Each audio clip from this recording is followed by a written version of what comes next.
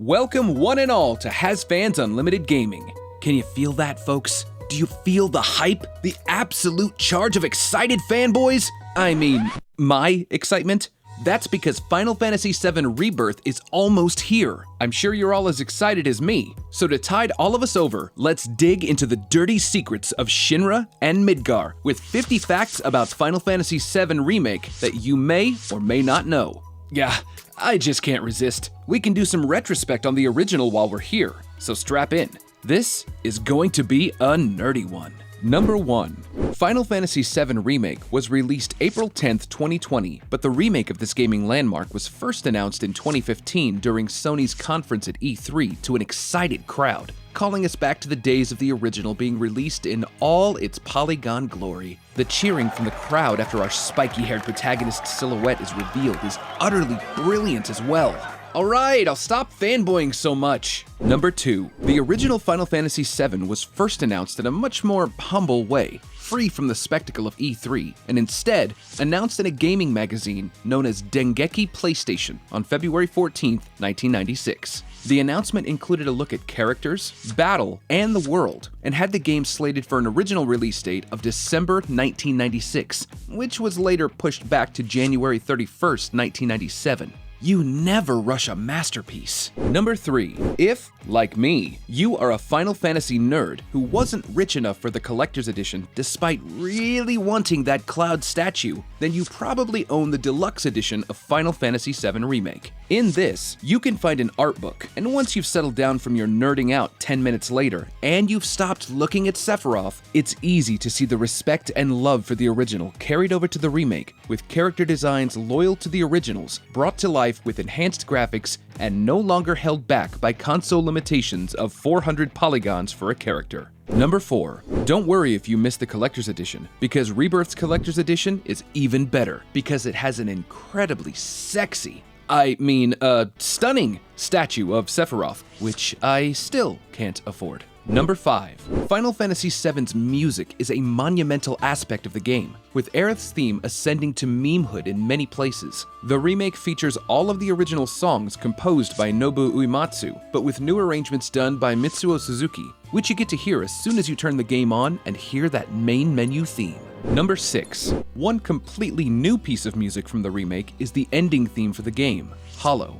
The song is created from Cloud's perspective, with lyricist Kazushige Nojima saying the lyrics were written with the intention of creating a ballad for a man who has lost something important to him. This is clearly about Zack, we should be shipping them, come on guys.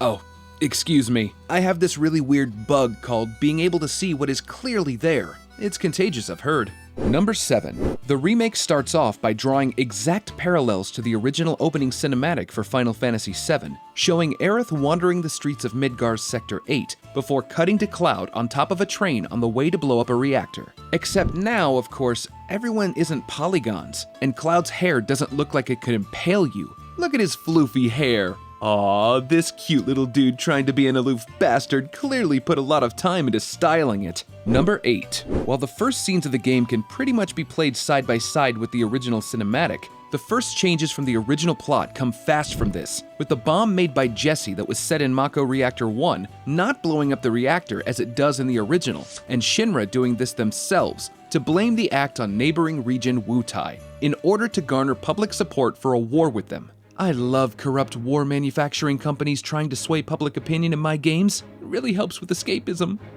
Number 9. Speaking of our favorite theater kid turned rebel, the obvious pipeline all theater kids are anarchists, Jessie Raspberry is voiced by Erica Lindbeck. You may remember her from YouTube series such as Hell of a Boss, voicing beloved Wolfie teen Luna. Number 10. Believing her explosives to be faulty, Jessie is responsible for another change from the plot of the original game in a new mission where you travel to the Sector 7 employee housing area to visit her family for some pizza Cloud is never allowed to enjoy, and to get new materials for Jessie to make a safer bomb in the basement of 7th Heaven. She may just have been doing all of this to get to hold on to Cloud during that motorbike ride though, which I can't really blame her for. Number 11. A notable and favorite interaction of mine between two NPCs can be found as you enter the Sector 7 slums and stand near a gate guarded by two security officers. A new recruit will meekly warn you away, with his senior officer chastising him for being too nice.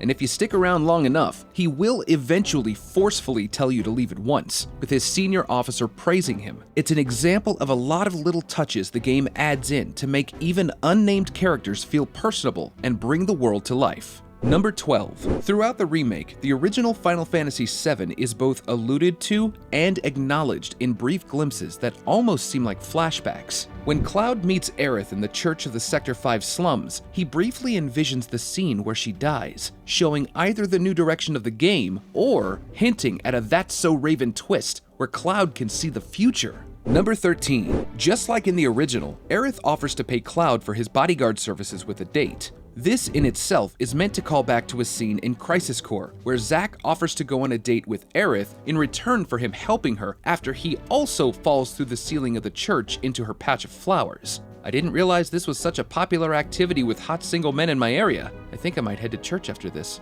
Number 14. In the Sector 6 slums of the original Final Fantasy VII, there is an enemy known as the Hell House. And yes, it is literally a house. The violent real estate can spawn while you're walking the map and is a pain in the ass to face, with high quality defense and the ability to throw projectiles out its front door at you. Number 15. The remake rightfully acknowledges the Hell House as the menace it is by making it a boss in the arena of Wall Market, and genuinely the most difficult fight in the game in my opinion, with Cloud and Aerith powerlessly healing while the house flies around the arena before landing and sucking one of them in through its front door. Number 16. Arguably one of Final Fantasy VII's best scenes, and not at all arguably its most fabulous, is where Cloud is given a makeover and an awesome dress to sneak into Don Corneo's manor. This scene is somewhat controversial in the original, but is reimagined in the remake, where Cloud embraces how pretty he looks, even boasting about this to Tifa when they meet again. Number 17. The original Final Fantasy VII only gives you one dress for Cloud that you get from a clothing shop. The scene in the original is a bit of a mixed bag in terms of how it aged. Cloud is also nowhere near as proud of how amazing he looks in a dress. Number 18. In the remake, you can potentially get Cloud 3 dresses to strut his stuff in, depending on how good of a gamer you are, as they each have different criteria to unlock them, with the most basic being a black and gray dress as your reward for doing the bare minimum and being dull, a purple and white dress for being a good gamer, and a blue and black dress for being a pro gamer. I obviously always had Cloud looking fabulous in his blue and black dress. Number 19. Tifa and Aerith can also get 3 different dresses each for the section in Wall Market. Tifa's being decided by a socially awkward 21-year-old giving his opinion on if she should dress mature, sporty, or exotic. Number 20. Aerith's dresses can be earned based off how many quests you do, or don't do, in the Sector 5 slums. Doing no quests results in Aerith simply taking off her jacket, and some random NPC insulting the best girl in the game. How dare they! Number 21. The whole dress scene is changed from Cloud quietly being changed in a clothing shop by a bemused storekeep in the original, to the fabulous Andrea Rodea giving Cloud his makeover via a dance sequence with a lot of sensual touching, distracting me from pressing the button zooming about the screen. Number 22. The sleazy Don Corneo that all of this effort was for may not actually choose to take Cloud to his room if you're playing the original, with Cloud needing to get optional items in order to be the unlucky winner of the lineup of potential brides. With Andrea Rodea being in charge of your transformation for the remake, of course, there is no choice in who Don Corneo picks, and he whisks Cloud away to his bed. Number 23. Final Fantasy VII Remake will let you play combat either in its normal mode or classic mode. In classic mode, you attack automatically instead of manually, while you wait until the ATB gauge is full to use commands. Number 24. Final Fantasy VII always had a focus on Cloud's trauma in the original game, but the remake brings a much sharper focus to this, often giving Cloud flashbacks or having him see Sephiroth in places he isn't. This is likely either to show off a fan favorite a bit more in the runtime of remake, or to make Cloud's trauma a larger element of the game.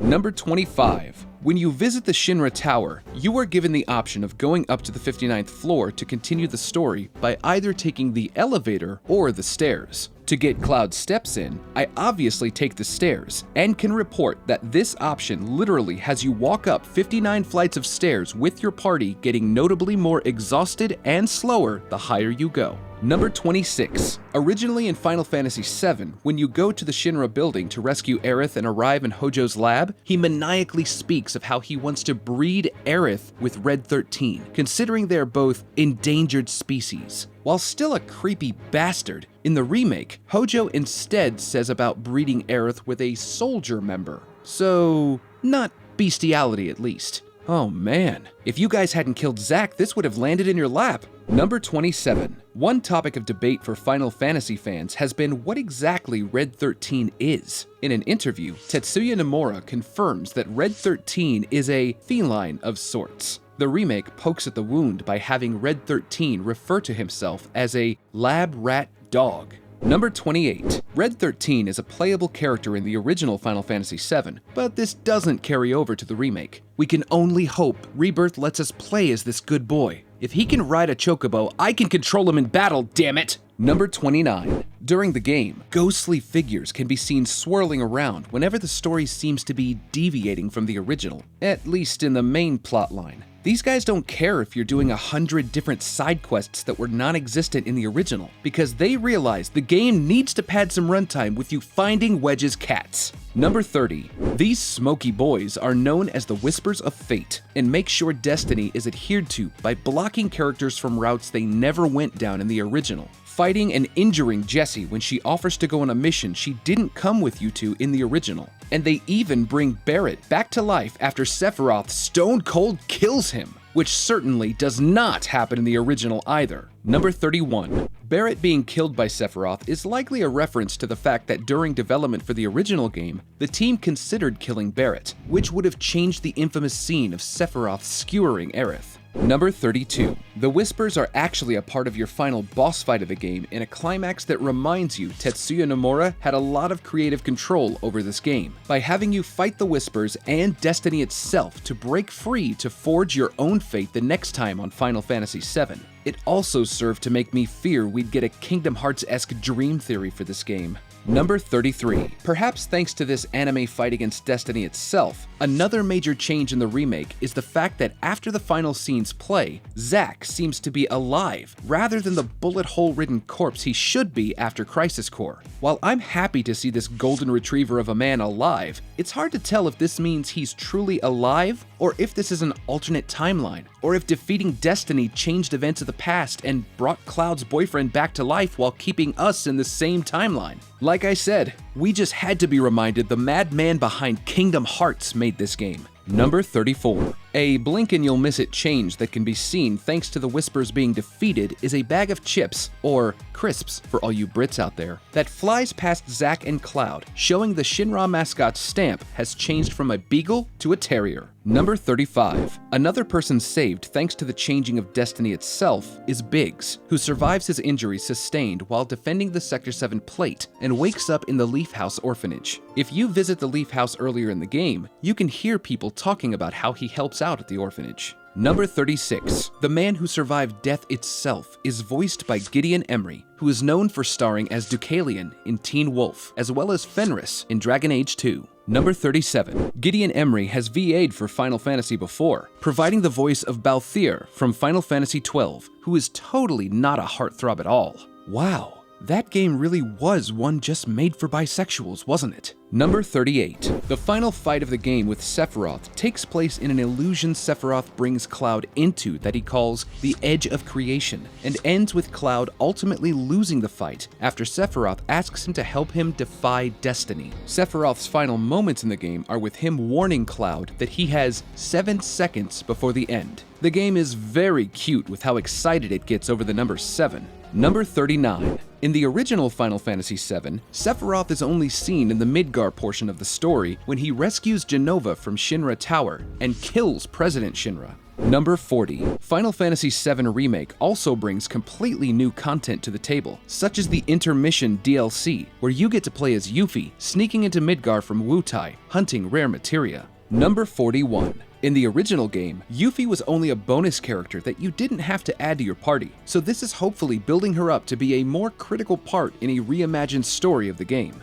Number 42. Final Fantasy VII Remake introduces some new characters, and one of these is Roche, a biker with amazing hair, and who seems to almost flirt with Cloud during a fight from Motorbike Back. Number 43. Unlike other Final Fantasy games, the level cap for the remake is level 50 rather than 99 or 100. Likely so players carrying over save data to Rebirth won't be gods that can one-shot Sephiroth. Number 44. Final Fantasy VII Remake introduces new minigames such as a tabletop game known as Fort Condor, pull-ups, squats, a point-based game called Whack-a-Box, and of course, darts. Having put Cloud at the top of the 7th Heaven leaderboard, I consider this adventure suitably handled. Pack it up, Sephiroth. We're playing pub sports. Number 45. The Fort Condor minigame in Intermission is based on a segment of the original Final Fantasy VII, where upon visiting Fort Condor, you can buy and organize units for the fort to fend off Shinra forces. Good thing Destiny has been broken already in these games, seeing as you're playing a board game of what is at best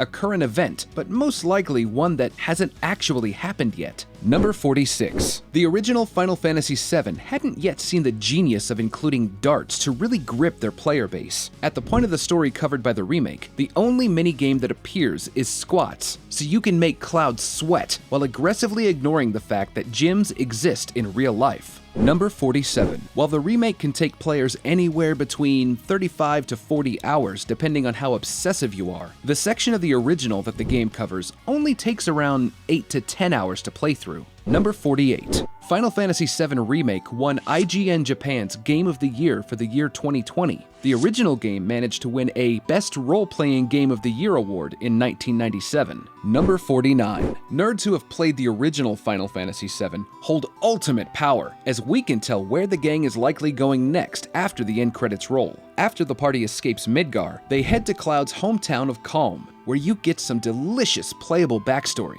It's a nice place to pick up for Rebirth, as this section of the game shows the relationship between Cloud and Sephiroth and, oh god, it's so long you forget it's just a flashback. Number 50. Final Fantasy VII Rebirth releases February 29th, 2024. And thanks to the power of leap years, I thought Square Enix were playing a prank on us with a release day that doesn't exist and... oh my god. Cloud, Sephiroth, and Zack are all in the poster together? Final Fantasy VII? More like gay fantasy threesome! And that's it. 50 facts about Final Fantasy VII Remake Part 1, along with a retrospective on the original game. Trust me when I say I could easily have done 50 more facts, but they won't let me. If you like this video and want more like it, then ring that bell and hit the subscribe button. And hey, if you want to help me fight Destiny and would like to see some more Final Fantasy fact videos, let us know down in the comments. Until next time, this has been Hazfans Unlimited Gaming.